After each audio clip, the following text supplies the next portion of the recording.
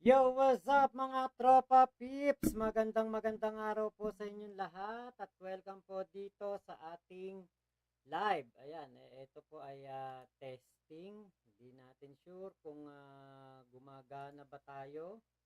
Hindi natin alam kung okay ba itong ating live.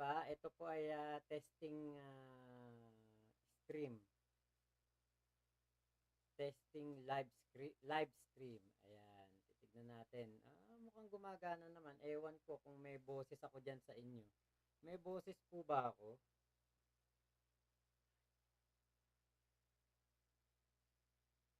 Hello, hello, hello.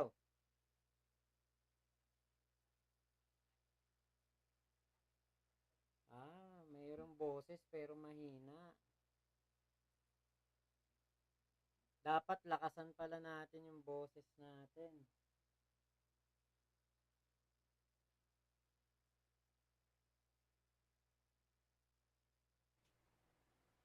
Hello, hello, hello.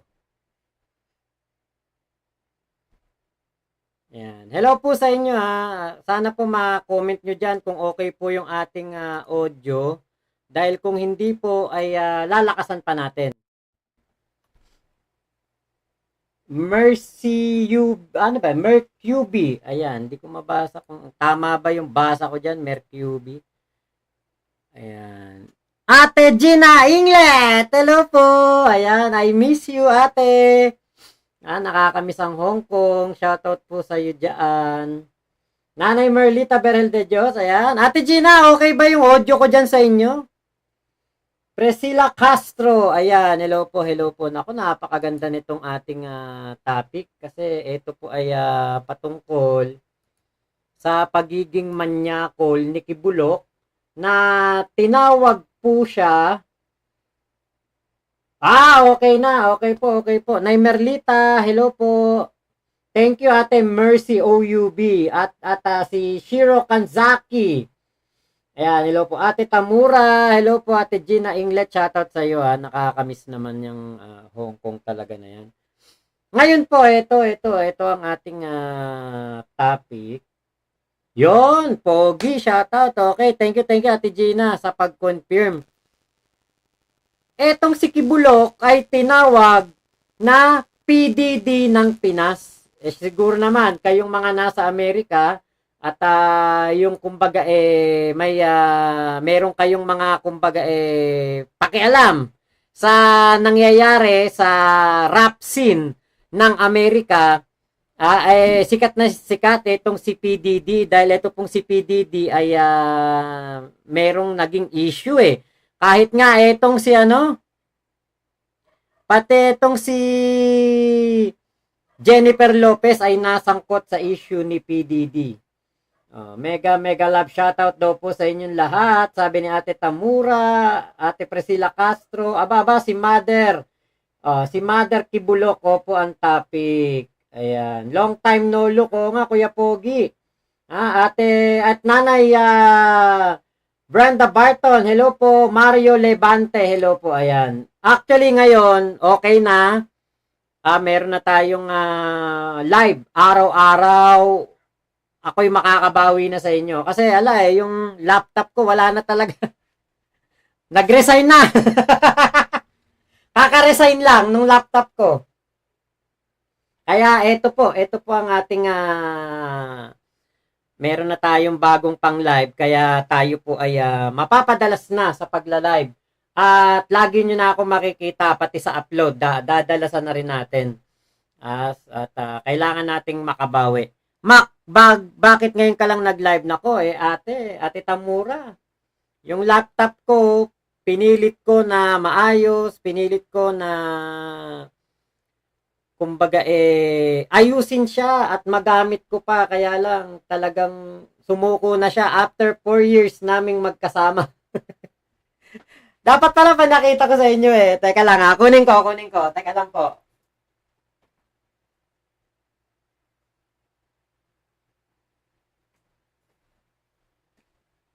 Sa tagal naming magkasama. Ayan nasira na tong letter niya dito, letter B. Wala na yung letter B. Tapos itong buong gitna na to, hindi na gumagana yung kanyang, tawag dito, yung kanyang keypad. Eto, nabubuhay siya. Ayan, nabubuhay ba? Ayan, nabubuhay pa eh. Nabubuhay pa naman siya. Kaya lang, talagang, ano na siya, lag. Kapag ako gumagalaw, kumikilos, wala. Napakabagal. Kaya sabi ko, palit tayo, no? Nabubuhay pa naman siya, pero talagang ano na siya, pang-resign na. Ayan, mabagal na siya, hindi na katulad nung dati na matulin, napakabilis. Ngayon, wala na eh. Outdated na kasi. Ayan, nabuhay pa siya, oh. Pero, hindi na siya pang live.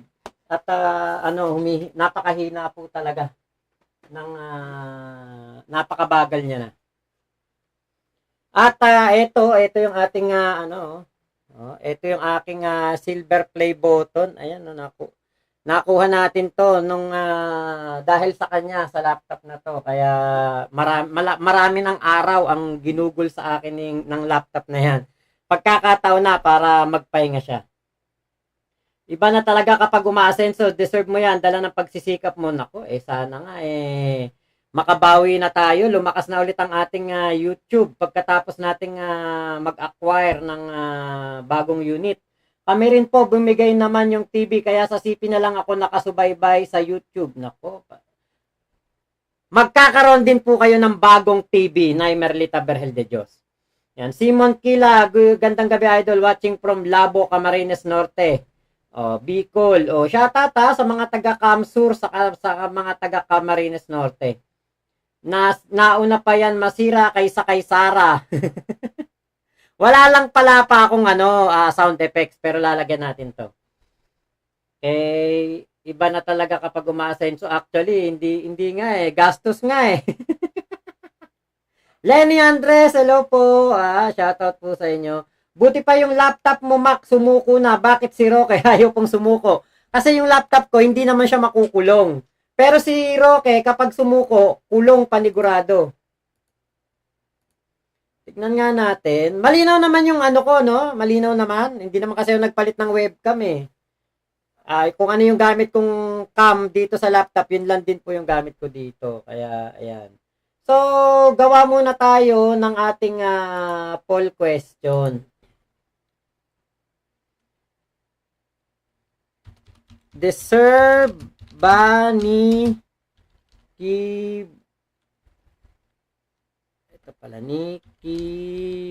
Bulok na murahin ng isang US vlogger? Ayan. Ito ang ating poll question. Ayan. Ayan. Mac Musico, hello po. Anong topic, Pops? Ayan, si Kibulok. Ayan, Loloy Angela, hello po. Ang ganda, malinaw, Mac. Naku, salamat naman. Hindi ako tumatalon-talon, kanina ko pa ito tinetesting, sa totoo lang. Kasi yung sa laptop ko, pag kumilos akong ganon, para akong robot na gumaganyan-ganyan Pati yung live ng Congress parang robot Watching from Saudi Arabia, Lensky Roteca. Ayan po. Elizabeth Apalia from Hong Kong. Ayan. So, nagsha-shoutoutan na sila dyan sa baba. Ayan. At ito, puntahan na natin tong ating unang video na ating ipe-play. Deserve. Para sa akin, deserve ni Kibulok. Etong pagkaka-vlog sa kanya ni Ray William Johnson. Sikat na sikat to. Actually, yung isa kong YouTube na ginagamit na account, nakasubscribe sa kanya. Pero ito palang Mac Pablo ko, hindi pa. So kanina pa lang ako subscribe sa kanya. Panoorin po ninyo, matutuwa kayo dito. Ayan. So Ray William Johnson, I didn't get permission, but I will make a reaction video about your video about the human trafficker, sex trafficker Kibulok. Poolboy ang tawag niya dyan eh. Poolboy. So this guy is me. And I'm being threatened with a lawsuit. Sabihin niyo po sa akin kung may audio o wala. Let me explain. A few months ago, I told a story about this turd, Apollo Poolboy, or whatever the hell his name is. In case you forgot, he's the guy from the Philippines who claims that he's the son of God. And he started his own church, and he got really rich off of it, and apparently he started sexually abusing his followers. Then he became wanted in 2 different countries. Parang may echo po ng konti, ano. Tignan nga natin kung masosolusyonan natin yan. Tignan natin kung pwede yung ganyan. And then, bam, he gets arrested. Here's his... Naku, ako naman ang mawawalan yata ng ano, nawala na yung boses. Monitor only, mute output. So, yan na lang, tignan natin kung pwede na. Mugshot, and now the man who claims to be the son of God is sitting in jail in the Philippines. So a few months ago, I told this story, and I outlined a lot of the crimes he's being accused of, and then I moved on to the next story, and I didn't really think anything about it. Sometime later, I check an email account that I check like once every 6 months, and I see that I got an email from a law firm in the Philippines stating that they represent Apollo. And they sent me this very long and detailed demand letter telling me basically they're going to take legal action against me, probably sue me, if I don't not only take down my video, but they're insisting that I make a public apology. Ayun, so nakita natin na yung gumawa ng sulat ay walang iba kung hindi yung abogado ni Kibuloy na si Israelito Torion. At immediate removal daw dung sa video ni Ray William Johnson. At public apology po. Yan po ang kanyang hinihingi. Hinihingi nitong law firm na ito. Sa totoo lang, karapatan naman ng mga vlogger na i-vlog ito. Kasi totoo naman yung nangyayari eh. Buti sana kung nag-iimbento tayo dito ng mga nangyayari kay Kibulok. Let's say, sinabi natin na may kaso siya kahit wala naman. Tinawag natin siyang human trafficker or sex trafficker nang wala naman siyang kasong ganoon. Pero, loob at labas ng bansa, iisa ang kaso niya. Puro po ganyan. Puro po human trafficking, sex trafficking. Puro mayroong mayroong link sa kamunduhan, sa pagiging manyakol nitong si Kibulok. Kaya po, etong si Ray William Johnson, hindi siya nagpatinag dito kay Torion. Diba? Parang mapapaisip ka naman. Ang kapal naman ng mukha mo, Kibulok, na mag-request ng immediate removal at public apology sa mga vlogger o dito sa vlogger na ito, kasi hindi natin alam, baka meron pong ibang vlogger na ni-request na i-take down yung kanilang mga video. Samantalang, diba, nagbibigay lang naman ng opinyon ang mga vlogger. Ito ay pasok sa freedom of speech. Pasok ito sa freedom of expression. Diba, gusto natin na makapagbigay ng opinyon, malayang pamamahayag, at maiparating natin sa taong bayan kung ano ang ginagawa, nangyayari sa buhay ng isang manyakol na si Kibulok. Wala namang masama siguro doon. Diba? Kaya bakit ka magre-request ng immediate removal at public apology at tatakutin mo ng kaso ang mga vlogger? Katulad nito, etong si Ray William Johnson, taga-Amerika to. Alam nito ang batas. Buti sana kung nag-iimbento siya ng kanyang mga vlog patungkol kay Kibulok, hindi naman. Kung ano lang yung nasa balita, kung ano lang yung mga nangyayari sa pangmamanyakol ni Kibulok, yun lang naman ang binlog ni Ray William Johnson. So kapag ba tinawag natin na manyakol si Kibulok, masama ba yun? Imbento ba yun? Hindi ba yun makatotohanan? yun ang sinasabi ng mga nagkakaso sa kanya. Yun ang mga kinaso sa kanya nang mamanyakol siya. Diba, ultimo nga yung matandang babae doon sa Senado, iyak ng iyak. Tumanda ng walang nakuhang hustisya sa ginawang pambababoy ni Kibulok. Pati sila Arlene Stone, tumanda na po. Wala pang nakukuhang kahit anuman lang na hustisya. Tapos mananakot ka pa ng kaso, Kibulok. Mabulok ka sa kulungan. Huwag ka mandamay. Now, I haven't replied to this email, so consider this video my official response to Apollo's legal threat. Dear Mr. Apollo, Ayan first na. of all, fuck you. Second of all, Ayun na. Ulit. Apollo's legal threat. Dear Mr. Apollo, first of all, fuck you. Second of all, I understand you First of all daw, F you. Yan ang sabi ni Ray William Johnson. Nabubuisit siya eh. Diba? Biro mo, takutin mo ng lawsuit yung ganitong vlogger. Nasa Amerika to. Tingin ba nila bobo to, magbablog ito ng patungkol kay Kibulok, tapos makakasuhan? Hindi po kasing bobo ng mga kulto ni Kibulok ang vlogger na ito. Lalong-lalo na ang mga vlogger na Pilipino. threatening people probably Baka yung mga vlogger ni Kibulok, mga bobo, kasi nakasuhan. works well for you most of the time. I mean, Ayan. Diba? Nananakot daw si Kibulok at maaari daw nangyayari na natatakot daw yung mga tao kay Kibulok kasi nga daw mayaman.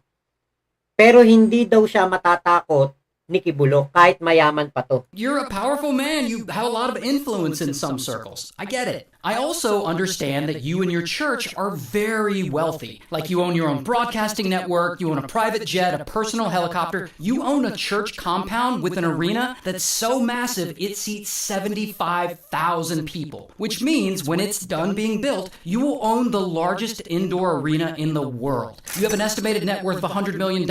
I get it. We all get it. You've gotten very, very rich off of your religion. Totoo naman. Diba, kapag binanggit natin, kapag sinabi natin na yumaman siya dahil sa kanyang ginawang relihiyon o kulto, totoo naman yun. Bakit? Dati na ba siyang bilyonaryo? Hindi naman eh.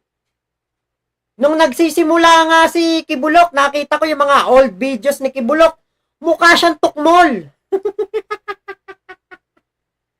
Kaya nga mapapaisip ka, paano to nakapanguto ng mga taga Davao?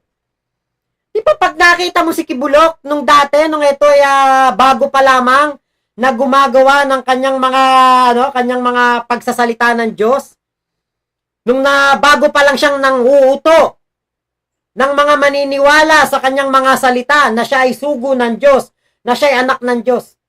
Tukmol na tukmol. Alam niyo, sa totoo lang, sa Bulacan, hindi po ito magsasaksid. Kung sa Bulacan to manloloko, hindi to magsasaksid. Kahit sa Maynila, walang maloloko to. Kasi tukmol na tukmol lang itsura ni Kibulok. Alam mo yung pag nakita mo itsura, mukhang nansisibasib eh. Mukhang tukmol eh. Kaya ewan ko, ba't ganun? Ang daming nauto nito dun sa Davao. Here's the thing, though. Your wealth doesn't scare me. Your wealth doesn't scares me. Sino matatakot sa kayamanan mo, Kibulok? Walang nagawa yung kayamanan mo.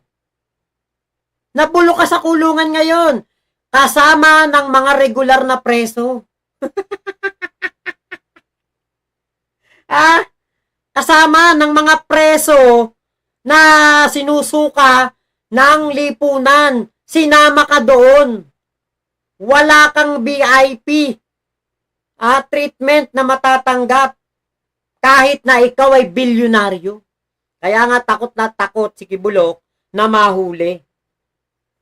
Kasi nga po, etong si Kibulok, kaya takot na takot mahuli ay dahil nga po, alam niya na siya po ay makukulong at talagang bubulukin po siya sa kulungan ng kanyang kasong kinakaharap. Salamat ito si Ate Weng Bigayan.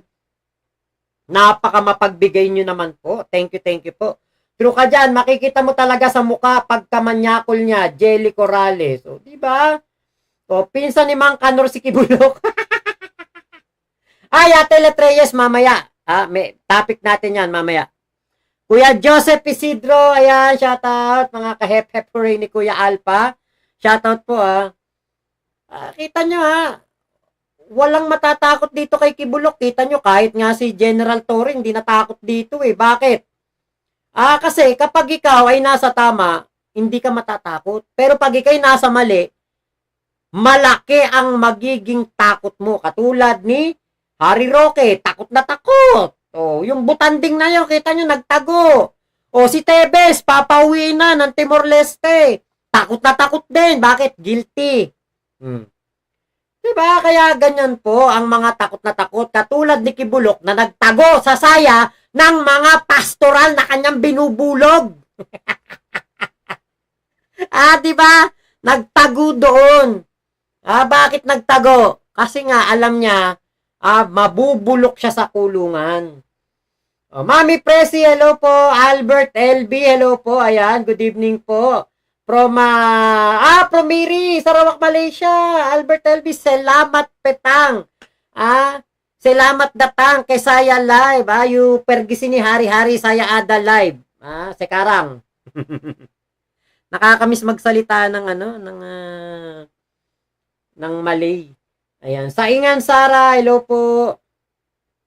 Play pa natin. Just because you have money doesn't make you untouchable. Yun. See, where I'm from, we're very big on our freedom of expression. And if the FBI is accusing you of all these crimes, and the Filipino government is also accusing you of all these crimes, then I reserve the right to make a video about said crimes. In fact, I'm not saying anything about you that the FBI's most wanted poster of you isn't already saying. Diba? Ayan na, alam naman kasing talagang masama sa ginagawa ng mga vlogger. Ako, katulad ko, hindi sa gina-justify ko tong ginagawa ko, pero alam ko sa sarili ko. Wala akong ginagawang masama dito. Hindi ako nag-iimbento ng kwento sa manyakol na si Kibulok.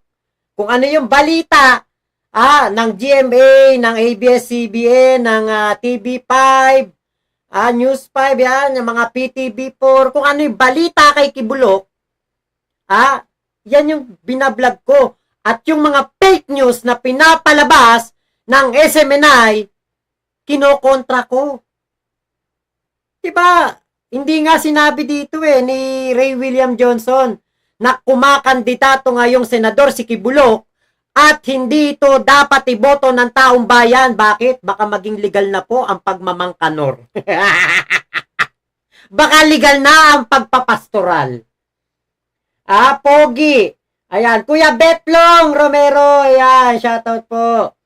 Dolly Babes. Hello po, Ate Dolly Babes. Ate Maria P. Palisok. Hello po sa inyo. Ito, sabi ni Kuya Pogi, ang original line ni Kibuloy ay Pampanga, kapampangan ng kamag-anak niya na miyembro ng MCGI sa Lubao. Mahirap lang ang status ng pamumuhay nila. Nagbigay ng lupa si President Magsaysay sa Davao, kaya lumipat ang parent. Telma Palpalatok. May mga matataas daw na opisyales ng gobyerno na pinagpapasahan ng Kibulok na yan kapag gusto daw ng opisyales na yon. Di umano. Totoo kaya yon, idol? Yan nga po yung ayon po sa balita, ayon po sa mga isiniwalat, neto nga si Arlene Stone, meron daw pong ilang mga matataas na opisyal ng gobyerno na binibigyan ng pastoral at pinapabulog sa mga ito. Ayan. So, napakasaklap ng buhay ng pastoral na yun. Biruin mo, bago ka makakit ng langit, wasak na ang muti ko na masabi. Wasak na. Biri mo, winasak na ni Kibulok, tapos wawasakin pa nung mga generals, nung mga governor or mayor na nagkakagusto ng pastoral ni Kibulok. Wasak na ang kipi. Diba? Yes, saya kerja. Saya kerja to Kuala Lumpur, Malaysia, 6 tahun. Ayan, 6 tahun. O, cult yan, o nga po. Ayan, cult nga po talaga yan. Stagneti, Kibuloy Oil Party. Naku, parang ano yan, PDD. Wasak na ang kipi at bigayan. Ay nako. Parang dapat yata kay Kibulok yung mga katulad ni Maris. Ayan, ni Maris, Maris lang, Hindi ako nagbigay ng apelido. Like, for example, that you engaged in sex trafficking by force, fraud, or coercion. Or that you engaged in sex trafficking of children. Or how about the 74-page grand jury indictment that outlines all these crimes you're being accused of, including sex trafficking by force, fraud, or coercion, and sex trafficking of children? Or what about what the Filipino government is formally accusing you of? Sexually abusing your followers or grooming children into sex. That means that you screwed... Diba? Magkaparehas ang mga kaso na natatanggap ni Kibulok sa Pilipinas at sa Amerika. Iisa lang. Parehas na parehas. Up so bad that two separate governments that aren't even working together on this. That means... Not working together on this, Hindi po magkaugnay ang Pilipinas at ang Amerika sa kaso ni Kibulok. Actually nga, di ba, wala nga pong kahit man lang isang pakikipag-ugnayan ang ating gobyerno sa gobyerno ng Amerika para si Kibulok ay maisuko na roon. Pero ako, pabor ako na si Kibulok ay dito po makulong sa Pilipinas. Para po makasama niya yung mga normal na preso dito sa ating bansa.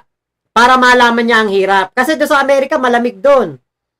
Masarap pa makulong doon. Masarap pa pagkain. Hotdog, ham.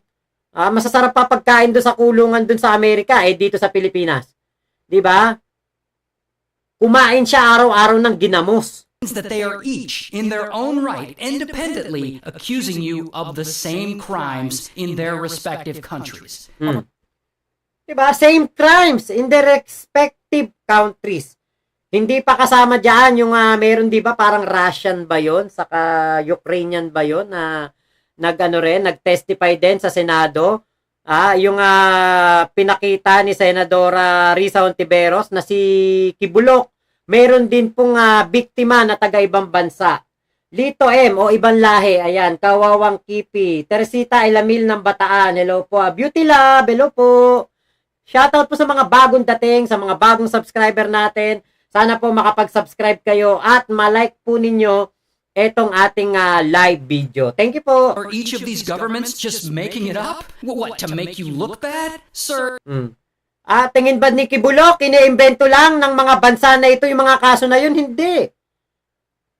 Diba? Kaya nga, nakakapagtaka na sinasabi ng mga kulto ni Kibulok na si PBBM daw ang nanggigipit kay Kibulok.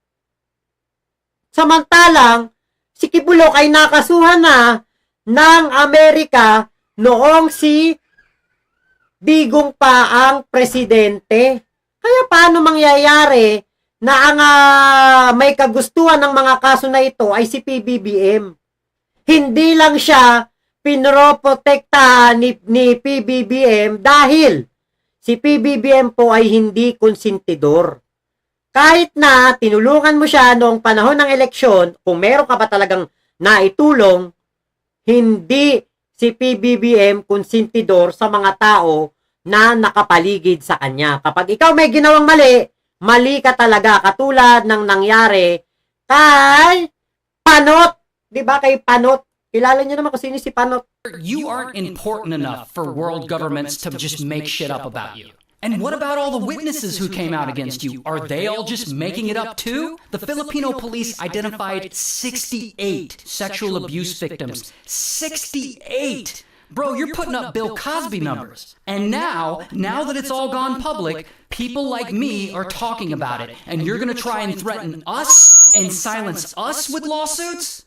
Okay, Apollo, let me make this clear so that you can understand it. When I made my video and suggested that you're a sex trafficker, what I really meant to say was, you're a sex trafficker. Let me say that again. you're a sex trafficker. And in case that wasn't clear, you're a sex trafficker. Ayun. Baka hindi mo pa naririnig, Kibulok. O, ulitin natin. Baka hindi pa naririnig ni Kibulok eh. Baka hindi niya naiintindihan, oh. If that wasn't clear, you're a sex trafficker. Diba? Yun naman ang totoo eh. Sex trafficker ka. Kibulok. Pilipinas at Amerika, parehas ang kaso mo. Diba? Kaya hindi na po nakapagtataka na si Kibulok ay magtago sa saya ng kanyang mga pastoral. Baka nga pati yung matandang si Digong eh. Na isang bulate na lang ang hindi pumipirma, mukhang magugurgur na eh. Baka nabigyan din ng pastoral ni Kibulok yan eh. Baga, yan po ang kademonyohan ni Kibulok. Sex trafficker ka, tanggapin mo yung katotohanan. Diba? Ginawa mo yung kasalanan mo eh, tanggapin mo. Kung ayaw mong matawag na sex trafficker, edi wag kang mag-sex trafficking. Ganun lang kasimple yun. Kaya lang, nag-sex trafficking ka, kaya ang tawag sa'yo, sex trafficker. O dapat dyan ipadala sa US si Kibulok para walang ligtas sa kaso. Eh, dito naman, wala naman na siyang ligtas. Kasi dun sa Amerika, maganda kulungan dun. Kaya ako po, hindi po ako pabor na si Kibulok ay mapunta po sa Amerika kasi maganda po magiging kulungan niya doon. Mas okay na yon na dito na lang siya makulong para mahiga siya sa matigas na kama at crowded na kulungan. Parusahan ng may kasalanan at ng hindi tularan ng kalalakihan at ng iba pang mamamayan. Tama ba? Lerma Mandane, tamang-tama po. Mac Musico, correct boss Mac. High-tech pa mga kagamitan sa kulungan at napakasariwa pagkain doon. Yun nga po, at least dito sa kulungan dito, manawa siya sa galunggong. Saka sa mga, hindi pala galunggong, ano yun, yung matinik, nakalimutan ko, tamban. Tamban daw lagi niluluto dyan sa BJMP. Nakakaya ang ginawa ni Kibulok. Damay tayong lahat ng mga ordinaryong mga Pilipino. Magre-reflect yan sa ating lahing isang Pilipino. Recognized around the world as good person, hospitable, warm, and kind. Tapos, di ba, magugulat na lang tayo na ang isang pastor-pastoran, Diyos-Diyosan, banal-banalan, santong kabayo, banal na aso, ay makakasuhan ng mga ganitong karumal-dumal na kaso. Bernal, kapag napalitan ng Pangulo, makalaya na naman si Kibulok. Hindi na yan, tingin ko. Hindi na papayag ang mga Pilipino. Diyan, malabo yan na makalaya. If you really don't want people calling you a sex trafficker, then maybe, I don't know, try sex trafficking less. And if my words upset you, if they really, really, truly upset you, then feel free to come to the United States. Feel free to come to United States. Kaya lang, si Kibulok po ay hindi po makakapunta ng Amerika. Kasi bulok sa kulungan dito sa Pilipinas. Oh, that's right. You can't because you're wanted by the FBI for, what was it again? Oh, that's right. Sex trafficking. And by the way, while I got your attention, here's something else I want you to think about while you sit there in a Filipino jail. Sir, you are not the son of some god. You're definitely not Jesus. Hell, you're not even a free man. You, in fact, are a con artist, a cult leader Con artist daw. who apparently can't even get laid without coercing kids into it. You're basically the Filipino Diddy. Basically, the Filipino DD. Mamaya po, papakita ko sa inyo kung sino naman itong si PDD. So no, Mr. Poolboy, not only am I not gonna take down my video, I might just go ahead and post it again, twice, just to show you that I'm not afraid of you. And as far as me making a public apology goes, Ba't ka matatakot dito kay Kibulok? Masamang tao yan. Diba?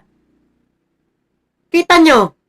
Mga tagaibang bansa ang tinatakot nila ng kaso. Kasi, kapag kunwari, ako, pinadala nila ng email na ako'y kakasuhan nila, putang ina nyo! Lalo ko pa kayo iba-vlog at talagang isisiwalat ko araw-araw ang kamanyakan mo, Kibulok!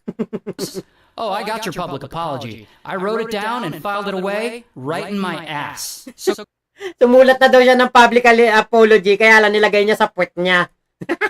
go ahead, file your lawsuit. I'll be here waiting, ready to publicize the whole thing and remind the world each time exactly what you're being accused of. Because you will never, never stop me from talking about the awful things that you've done. Good day, sir. And so this is, for you guys, for the rest of you guys, if this Apollo guy does follow through with this and he does file this lawsuit, I will tell you guys everything. As it happens, I will take you along for the ride. Might be fun. Yeah, di ba? Kung sakali daw na siya'y kasuhan talaga, mas lalo pa daw niyang bablog si Kibulok, ha? At mas lalo niya nga ikukwento lalo ang mga kabulukan nitong si Kibulok. O ngayon, nabanggit po yung PDD. Sino daw ba tong si DD? Mamaya po mapapanood nyo, basahin lang natin. O sabi ni Kuya Pogi, baka blank na yan sa kulungan sa sobrang kahihiyan niya. O, Jenna Colonia, shoutout po wag naman Kuya Pogi kasi gusto natin diyan siya tumanda hanggang mga 135 years old. Nakakulong siya. Cuddly lady, kung wala talaga siyang kasalanan, free siyang pumunta sa US. Pero door pa lang ng eroplano, FBI na mag-welcome sa kanya. Tama. Cuddly lady. Kuya Mac, musiko, magurgur na yan si Kibulok dito. Promise, di na makarating yan ulit sa States of America. O, diba? Saka kailangan niyang bunuin yung mga taon na pagbabayaran niya yung kanyang mga kasalanan sa Pilipinas, saka pa lang siya makakapunta doon po sa Amerika. Kailangan niyang bunuin muna yung kanyang tawag dito. On September 16th, 2024, music Yung kanyang hatol dito, kailangan niya munang anuhin yan. Okay, puntahan na natin itong video ni PDD kung sino ba to. Alam niyo sa totoo lang, hindi naman ako ganun ka-aware sa kung ano ang nangyayari dito kay PDD. Pero nagkaroon po ako ng kumbaga naengganyo akong tignan kung ano ba yung mga kaso nitong si PDD. Nakikita ko lang siya ng mga nakarang buwan, meron siyang mga inassault, merong mga katulad ng kaso ni Kibulok. Yun na lang, pinakasimple. Katulad ng kaso ni Kibulok, yung mga kaso ni PDD. Kaya nga po tinawag siya ni Ray William Johnson na Filipino DD. Ito po yun, panoorin po ninyo. September 16th, 2024, music mogul Sean Diddy Combs was arrested in New York City and charged with racketeering, trafficking by force, fraud, or coercion, and transportation to engage in relations for money. Prosecutors allege Diddy ran a criminal enterprise involving forced labor, kidnapping, and bribery. At the center of it all are so-called freak-offs, orchestrated erotic activities where Diddy allegedly directed men and women in X-rated performances. Many were said to be unknowingly filmed and blackmailed. Purportedly, victims, some underage, were controlled using threats, violence, narcotics, and money. Raids on Diddy's homes uncovered videos, firearms, and curiously, over 1,000 bottles of baby oil and lubricant. Combs denies all charges, but if convicted, faces up to life in prison. We are committed to bringing justice to everyone who's been victimized by the defendant. I hit rock bottom. Diba? Ayun, no? Kita niyo yung kaso ni PDD. Ito matindi kasi sa bahay niya, biruin nyo 1,000 bote ng baby oil at lotion ang nakuha. Saan ginagamit yan? Saan mo ginagamit yan? Pati yung mga lubricant. Diba? Alam na kung saan ginagamit ni PDD to. Sa mga kanyang mga biktima. Meron nga daw pong iba, mga nabidyohan na gumagawa po ng mga malalaswang bagay, tapos po, yun yung pinamba-blackmail. Ganyan po katindi si PDD. ganun din si Kibulok. So, ganun din ang ginawa ni Kibulok eh. Diba? Kung ano yung kaso ni PDD, ganun din ang kaso ni Kibulok. Trafficking by force. Pinipilit niya yung mga tao. Tapos, yung para sa mga relationship, kunwari, ikaw ay katulad nung ginawa ni Kibulok na Pilipino ka. Para maging US citizen ka, dadaling ka dun sa US, ipapaasawa ka sa na hindi mo naman mahal. Diba? Ganun ang ginawa nitong si PDD. Ganun din ang ginawa ni Kibulok. Ate Beauty, hello po. Ginamit niya kay Justin Bieber. Sharon Trasadas, huwag na tayo gumanti kay Kibulok. Pag ang Panginoon ang gumanti, 100 times pa. Salamat po. Mabuhay Pilipinas. Yun nga po. Maria Pepalisok, magdusa ka, Kibulok. Sa mga kasalanan mo, damdamin mo ang hirap sa kulungan. Yan nga, tama. Maxi, hello po. Wanda Kila. Yan, tinira na kaya ni Dagul at Peryong si Kibulok. Baka nga po. Oy, Ballpoint Man! Magandang gabi Shoutout sa'yo, Ballpoint Man Support niya yan ang ating katropa pips. Pro-government vlogger si Ballpoint Man. Ayan. Thank you Ballpoint Man sa iyong pagdating. Pasensya na, ako hindi ako nakakapasyal sa channel mo dahil ako ngayon lang babawi. Yan, ngayon pa lang ako babawi sa aking YouTube channel dito sa SOCMED. Ngayon pa lang ako makakabawi. Tol Ballpoint Man. Kadiri, Wanda Kila, Kadiri talaga. Norma Tanyo, yan yung pastor na nagpapanggap na son of God. Iligtas niya sarili niya kung kaya niya ngayon, Kibulok. Di ba kung kaya ni Kibulok na iligtas sarili niya, maniniwala ako na siya ang son of God. Alam niyo kung paano yon? Di ba may rehas? Lumabas siya dun sa rehas nang hindi binubuksan ang yung kandado o yung tawag dito, yung padlock. Cuddly Lady, Sharon Trasadas, ang pagkakaso at pagkakakulong sa isang nagkasala ay hindi paghihiganti yon. Batas po yon at nirerespeto ng Diyos ang batas ng tao. Sa Toriri, hello po. Shoutout ganyan po talaga, Ate Sharon Trasada, shoutout. Kay Ate Maria Pepalisok, ganyan po talaga di ba? Yan ang ni Kibulok. Di ba? Masyado kasing si Kibulok masyado siyang naging kampante. Katulad ni PDD. Masyado silang nagpakampante na wala pong makakaalam ng kanyang ginagawa na kalukuhan. Actually, itong si PDD din, napakayaman din nito. Sobrang yaman din po nito. Napakayaman, as in napakayaman talaga. Grabe po ang yaman ng taong yan. Si PDD. Kaya lang nga po, syempre, di ba, hindi naman po porke mayaman ka, ay pwede na po na makalusot ka o hindi ka makasuhan. Di ba? Kahit na ano pa ang iyong sitwasyon sa buhay, kahit na ano pa ang antas ng iyong buhay, level mo sa lipunan, 'di ba? Kapag may ginawa kang labag sa batas, kakasuhan at kakasuhan ka. Kaya ikaw, Kibulok, huwag ka nang manakot ng vlogger doon sa Amerika. Ikaw nga takot kang pumunta doon sa Amerika, tapos mananakot ka pa ng vlogger sa Amerika para ikaw hindi na i-vlog, yung mga nangyayari sa iyo. 'Di ba? Karapatan namin 'to. Vlogger kami. Kailangan naming ipaalam sa taong bayan kung ano ang mga dapat na ingatan at wag suportahan ng mga tao katulad mo. Kumakandidato ka pang senador, ang kapal ng mukha mong hayop ka. Ipapaligal mo ang pagmamangkanor? Ang pagmamanyakol?